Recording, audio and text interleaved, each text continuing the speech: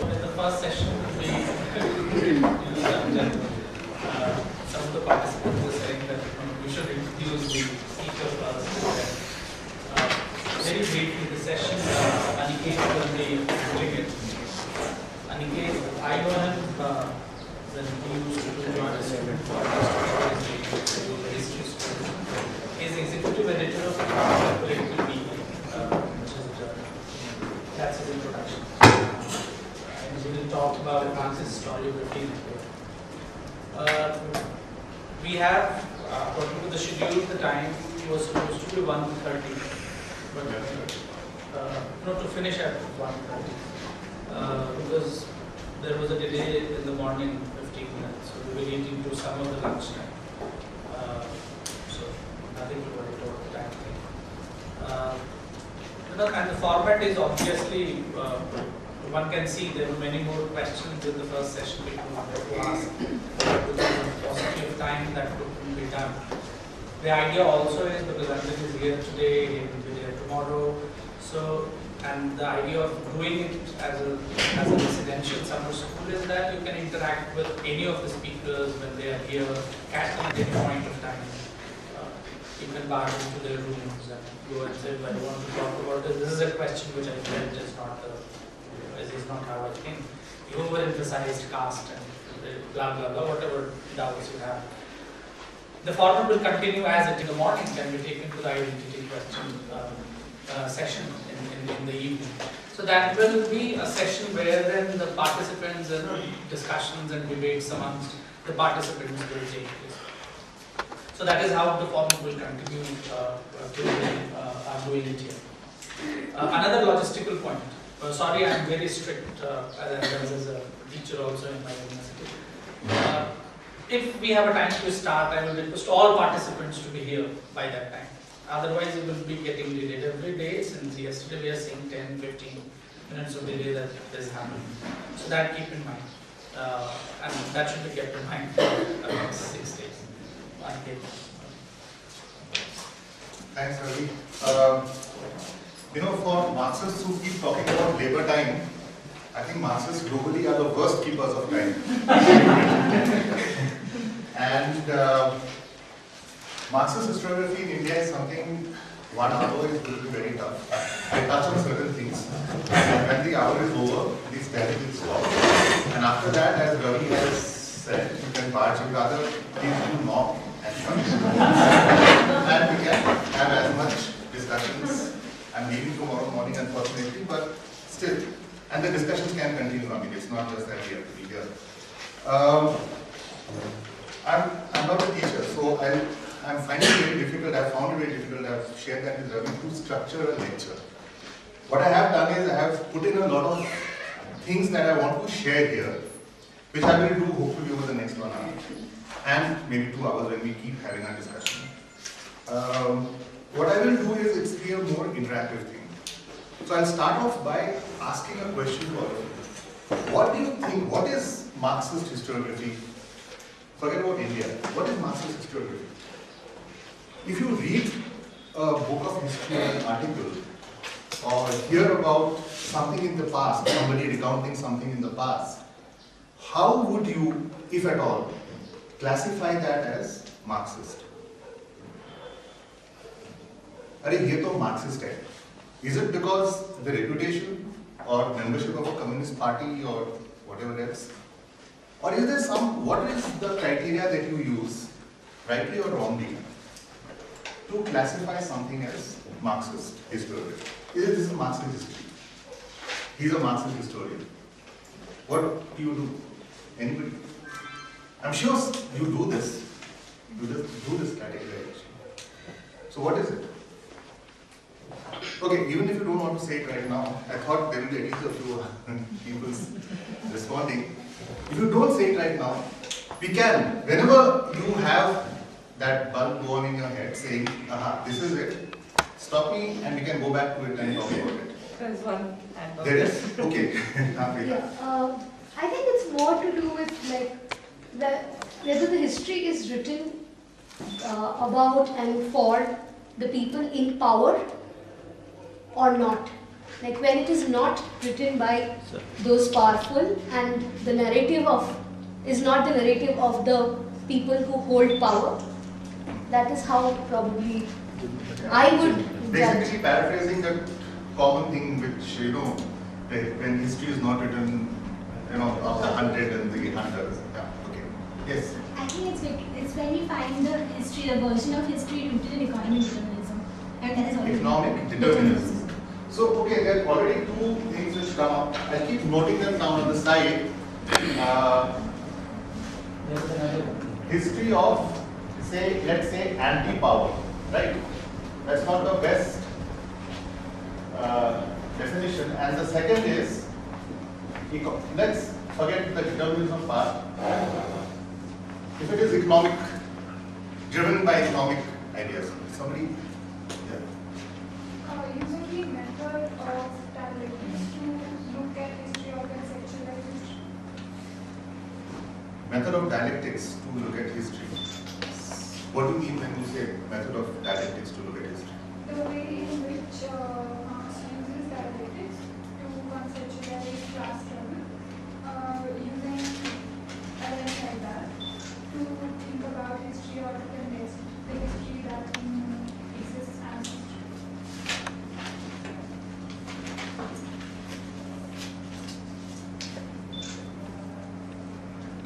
Okay, let's start off with this. Okay. In relation to dialectics, I will quote the Marx argument. It's man made their history, but they can't make as they please. So it's like they have dialectics, so this type of historiography has to bring their dialectics. Okay. Man-made history. Right? Under conditions given. But the point is, human beings, man, made history. Okay, there's a small list we have. Let's keep it for the time.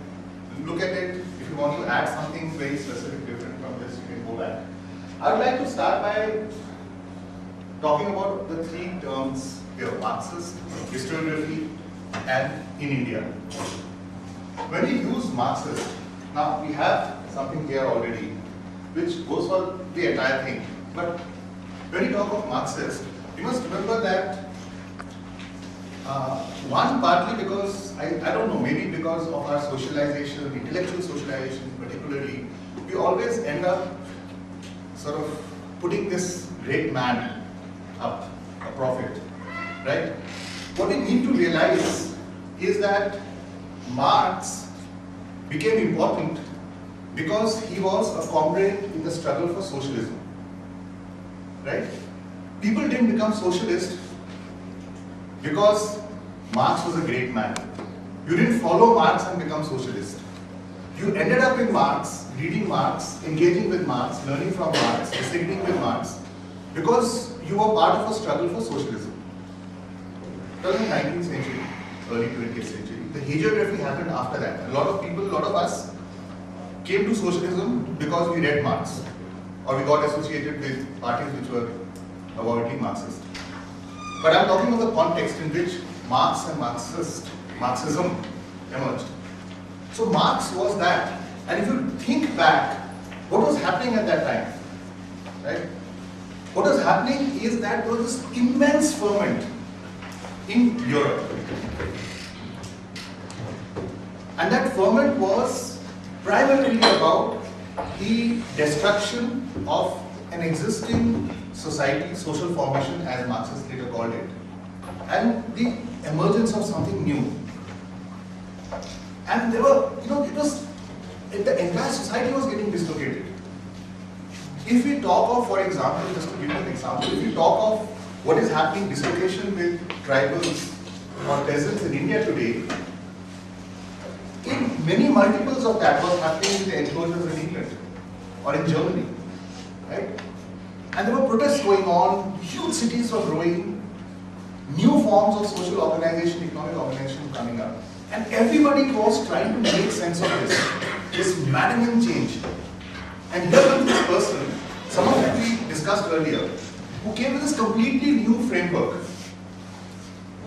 Completely new framework, who was actually, I mean, given the fact that he was entirely to the university, his whole initial life was about becoming a doctor of philosophy, and then getting into nitty-gritty battles within Hegelianism and German philosophy. Somebody who completely repudiated the academy. After the mid 1840s, Marx never really looked at the academy at all, what the intellectuals were saying. He was least bothered. He was there, with this new thing, and a bit of it we got in the first session. It was this completely new framework which came in. People really didn't know what hit them. Nobody, as Professor Anjan Chakravarti said before this, nobody, bar none, had ever come with a frame like that. And this is something we need to remember if you want to first understand what is Marxist, then historiography, Marxist historiography, and then think about what we do in India. This was completely different. And in this, what was the most sort of radical departure that you could think of? Which was these two. A variant of man makes his own history, woman makes her own history, human beings make their history, and dialectics. Bring these two things together. Which, again, a word which has now become jargon, unfortunately, over 150 years.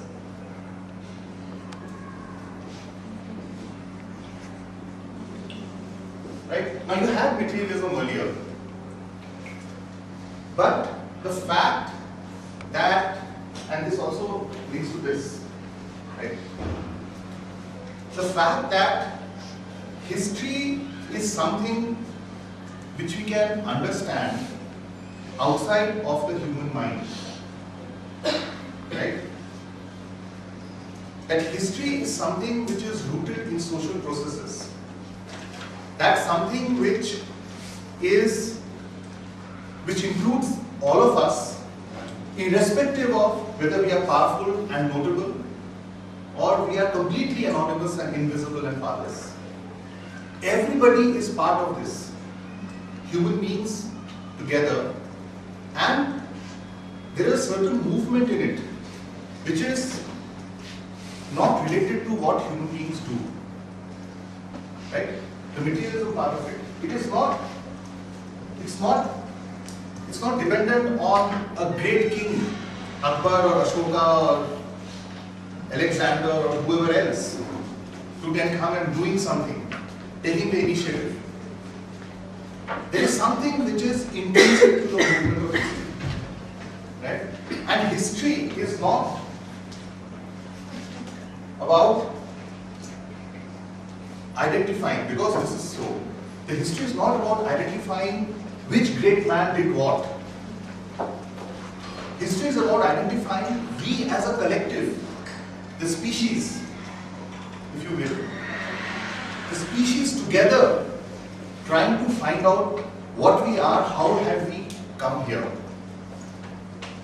And this is a central question that human beings as a species, right, have in common. Whatever else, this question of what are we, how have we come here? Historically, till Marx came, it was always answered by religion. I mean, there were examples where it was not answered by religion. There was materialism previous in human history. But if you look at it, the structure of that thought too was religious.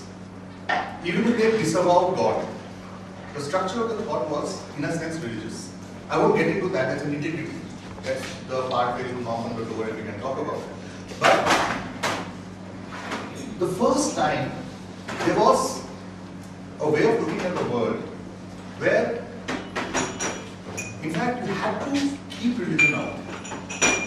You have to deliberately, consciously keep it out to understand the world and how it moves.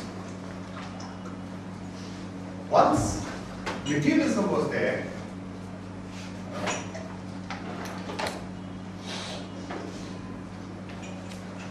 the dialectics of how matter moves. And the whole, I mean, I won't go into that. Again, there's a huge amount of things to be said.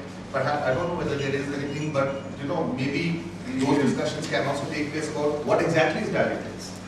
So dialectics is a word that has been used from ancient Greek to, some parts of Indian philosophy from the early years of the first millennium to, you name it. A lot of people have used the word dialectics, right? And there's this whole thing of thesis, antithesis, synthesis, it's all the same. The fact of it is, for our purposes here, of all elements in our universe interacting with each other. Nothing is separate from the other. Right? And like was pointed out in the previous thing, the cause and effect, that the cause itself is the effect, which itself is the cause, which itself is the effect, which itself, each embodies the other in it. It moves together, everything is there. The relationship, oppositional, but used in a very specifically philosophical way. It's an oppositional relationship, but it's not like necessarily like enemies. So that everything is related. That something just doesn't happen because somebody is a genius. And I did something because I just willed it. Or something just happened because God did it. Or something just happened because of luck. There is a certain interconnectedness which is innate to existence. And not just physical existence, but innate to biological existence, innate to culture, social existence, human beings. This thing was unprecedented. And the reason why Marxism became so important in the academic discipline of history, which we will come to now, is because even if Marx himself and Marxists subsequently for half a century and more didn't give a damn about the universities, right? And what is taught and what is not taught, because they were in any case kept out. They were mostly, either in exile or in jails or, organizing workers. The academy could not but get sort of influenced by this idea. It was just so radically a new way of looking at it. And once it was there, you just couldn't escape that. So what started happening was that you had students who got involved in the working class movement, people from working class movements who sometimes went back to the university, right? Eventually, the academia had to take cognizance of the insights of Marxism.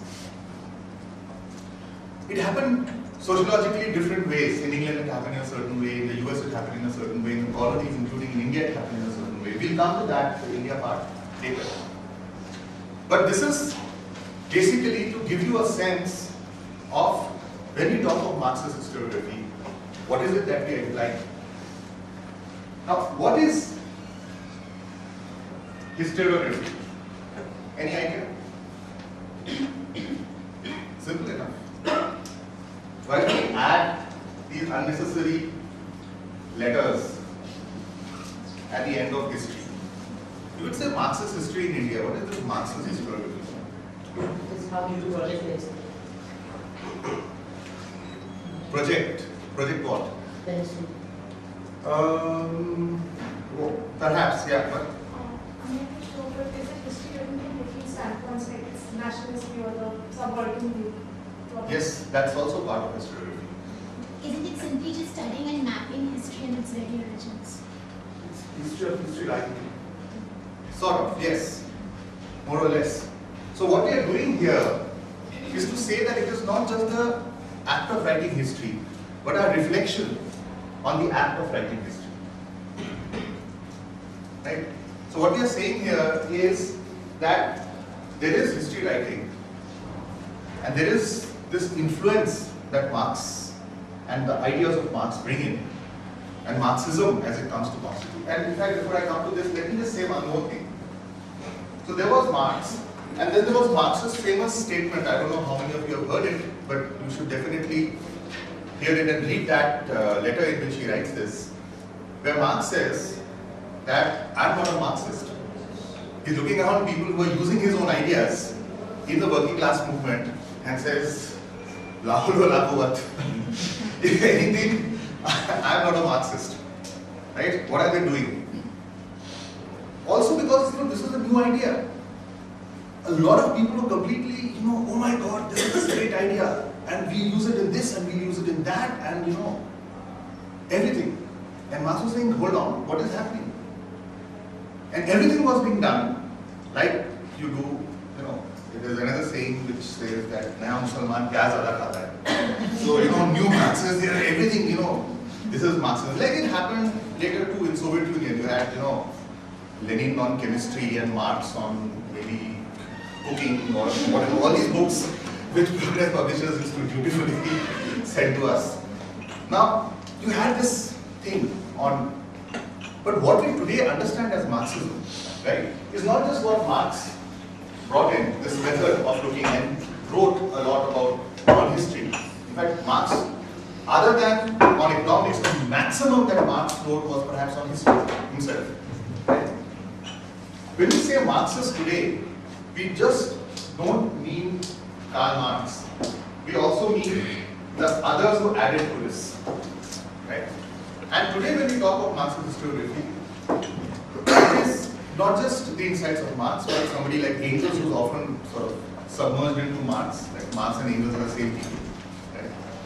Lenin, there's Rosa Luxemburg, there's Bukharin. Really important people who contributed to our way of looking at society. Gramsci, right? Somebody who's not talked about at all when you were talking about Marxist theory, for example, somebody like Ernesto Che Guevara. Very, very important insights into understanding society and history, right? And various other people.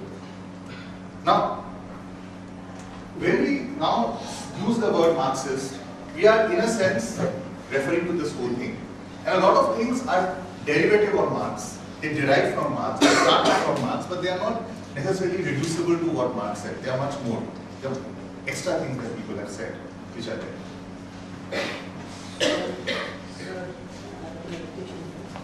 Is it that you're trying to say that history is a fact of life which has existed, but what approach you take to understand history is you're trying to say? Exactly. In fact, I would say something else, that history is a conscious act that you have to do, right? What we all have is memory. We all have memory. You cannot be a human being without memory. And you have had some avant-garde literature and films about, people who have lost their memory completely, right? So we all, the fact that we are humans, we can be human, we can do what we are doing is because we have memory. The act of thinking about memory, structuring it, putting it into a framework, so that we can act on it, is history. Right? And what we are saying here is, when we do that theorizing, we are of course using theoretical tools which are available to us. And Marx comes up with this completely new tool. Now I won't go into too many details of that because again 1 hour, and I don't want to just spend on one thing and not on the other. And some of the readings I have given you, and what I will do, in fact, what I realized I hadn't done, which this is a sort of lapse on my part, but in a day or two I'll in fact send it to Ravi who can circulate it even before the school ends. I'll give you a reading list. You don't have to necessarily read it right now, but whenever you can, right? Try and read those. Most of them are available online now. Right? Now, about the historiography part, we spoke about surplus labor, we spoke about mainly about capitalism in the previous session. Marx came to capitalism, in a sense, by looking at human history. Right? There are two ways in which Marx came to capitalism and the study of capitalism, in what became an all-consuming and the epitome of his intellectual critical work. One was through analyzing the economy. that he lived in at that time. The social formation he lived in, not just the economy, the social formation he lived in. Who's doing what is happening, critiquing that, right? The second way he thought it was not through the economy, but through history. He looked at what is this change that is happening in England, in Germany, in Italy, in Poland, in Ireland, in the colonies in India and China particularly. Looking at what is happening, looking at societies which are outside, completely outside any form of market. Right?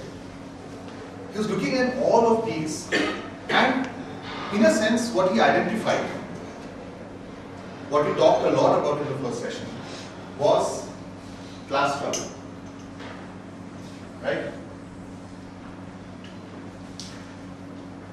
So Marx's, I mean, this is again something you would have read. I mean, it's something that has become so blasé now that it's almost like, you read it in Reader's Digest or something. It says all history is the history of class struggle. Right? It's been used so much and so, what should I say? It's like when you cook aloo. There are 2 more guests who have come home, you chop 2 more alus and put it, and that's it. So everybody uses it all the time. History of, this is the history of class struggle. But what he exactly means in that is that to understand the embodiment, to understand history, the movement of history, the embodiment of materialism and dialectics, the ideas he brought in, right, was class struggle.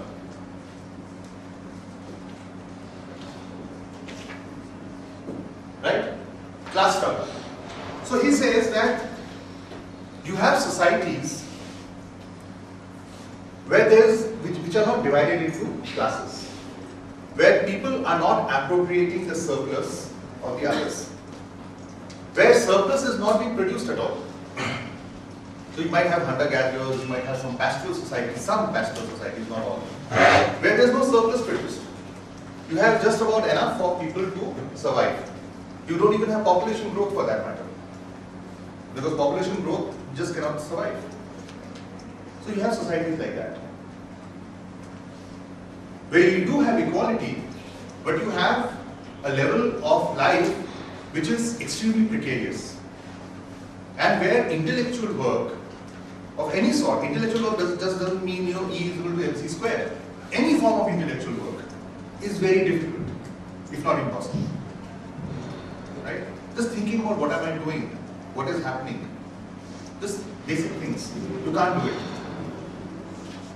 Which is why today's political correct world finds some of Marx's words really galling. He calls them uncivilized, barbarians. The specific reason why he was doing it, in the specific context, apart from the fact that in the 19th century a lot of these didn't carry the load that it does in the 21st, but there was a certain context. These countries, these societies were uncivilized and barbarian precisely because they were sufficient, they were equal, there was no class division, but there was also no potential for doing anything human. After all, Marx was extremely influenced, deeply influenced. If anything, more than a Hegelian, he was an Aristotelian. The whole idea of actualizing your potential, right? So in those societies, human beings could not actualize the potential that they had. And how did that happen? It happened through class struggle, class societies, where you have a surplus, where some people can live in leisure. Some. Not everybody, some. It could be 10 people in a society of 10,000. It could be 100 people in a society of 10,000. It could be 1,000 people in a society of 10,000. But some. It's always be a minority compared to the larger society. These people would have leisure. They will be able to think about things. They don't have to work all the time to sustain themselves. So they would have to think of the leisure to think of things. And the necessity of keeping the surplus with themselves will make them, force them to think and work up institutions which will keep that in place. And there's something very interesting in Marx, which I'm not entirely sure of, but it seems to be there, and it's an open question. I'm not sort of positing it as that's something I firmly believe in. But I think in Marx, there's this thing that the equilibrium, if you will, of these barbaric, uncivilized societies where you have enough, there's no surplus, everyone lives equally, right? Cannot be broken without an external force. It could be a natural force, it could be something else, it could be a great depopulation, it could be ecological, it could be, right? Something triggers that, and then you suddenly get surplus, right? And when you get surplus, it might get wasted over a few generations, but then somebody works out a way of saying, okay, I have the surplus, so for 1 year I don't need to work. And somehow or the other, this gets institutionalized. And once you have that institution of surplus, appropriation, and retention with certain people, you have two classes, right? You have the class at the top, and you have the mass at the bottom. Now these are the direct producers, right? What we talked about. They are the people who are producing things, whether it's crops, or plows, or your weapons, or anything. Your clothes, your shoes. These are the people who are producing. And then there are these people here who are controlling that surplus. Now, the thing is, when you have this situation, you might build the most fanciful and the most powerful ideological systems to hide this, right? You can have the greatest ideological systems in place to hide this, and nobody will recognize this, right? Nobody. Let us assume hypothetically that in a given society, nobody, not even 1 out of 10 million people, recognizes the fact that they are being exploited and perhaps oppressed. However, the objective fact, the materialism, right, of this dialectical relationship remains. Whether we will it or not, we cannot will it away. The fact that there are so many people producing and some people are appropriating that and keeping it with themselves is a material fact that cannot be willed away. There is no religion, no intellectual system in place which can will away this fact. Right? You cannot will it away. So the fact that you cannot will it away, that friction, that opposition, that antagonism will remain. So what you need to do is constantly keep working to ameliorate that friction, that dialectical relationship of opposition. And that is the motor of history, according to Marx. So your great ideas, your great literature, your morality, your ethics are all a result of our constant struggle of trying to justify, hide, or something or the other, deal with this objective reality. Constantly we are doing that, all of us. Even if we are avowedly Marxists, in our daily lives, we live off the surplus, right? The fact that we have the leisure to come up here and sit around, right, and talk about great theory is because we are living off surplus, right? There's no two ways about it. So we have to work out ways of trying to deal with it. throughout history, what Marx says is that we have had various ways to do it. And often these people will have rebelled. Right? And please notice the word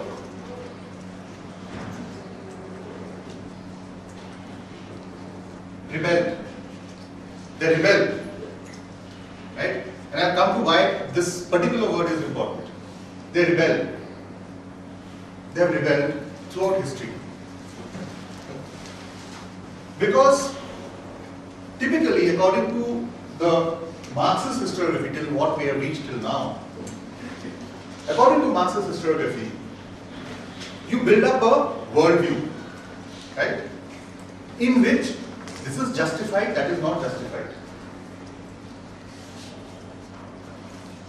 This person, let us say, my friend here, we say we have a, sorry, I don't mean to embarrass you, but yes, for the time being, we will say you are the embodiment of God. Everything that is true in this world, in our existence, everything is embodied in this person. And we live, we are born, we work.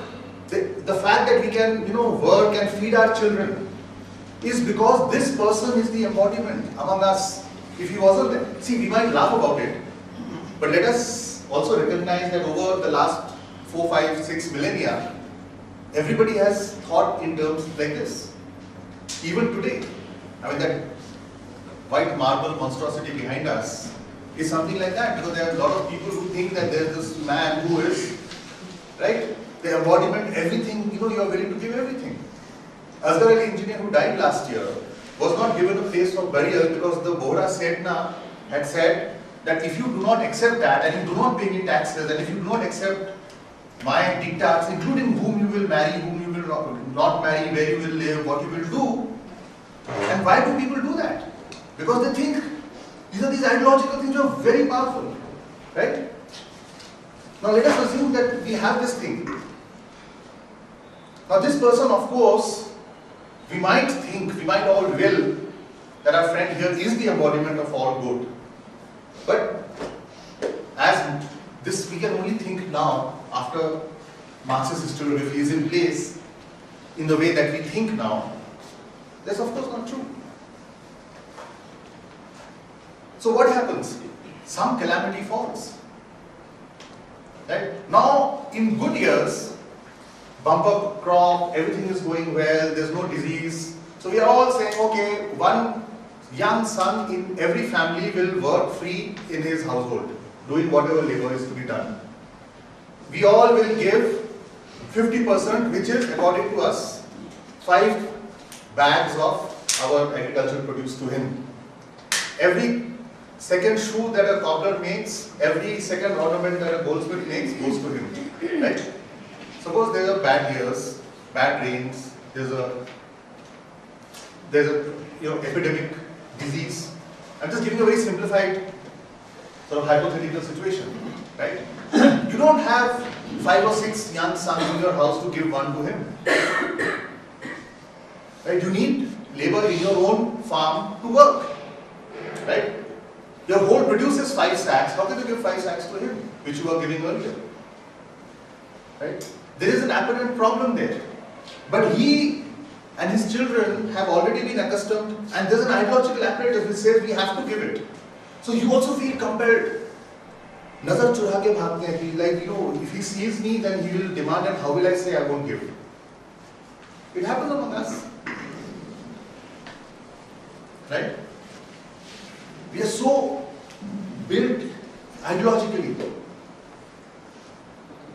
So then what happens? Rebellion. He comes and asks. We rebel. So we might rebel by polishing off that whole family, or the officials, or whoever else. Or we might rebel by saying, yes, ab moh maya hai. Only thing is God. So why am I running after those 5 sacks of grain? That's all rubbish. Why am I running after my kids? They will also die one day. I am also of ashes, dust and ashes. Right? So, That's also rebellion. It's not, doesn't make for spectacular movies, but that's also rebellion. So I say, okay, that's it. Some Moh Maya hai. I hope everyone understands what is Moh Maya, right? Now, Moh Maya is. Okay, please somebody help me. What is Moh Maya? What is Moh Maya? Moh Maya is basically illusion. It's all illusion.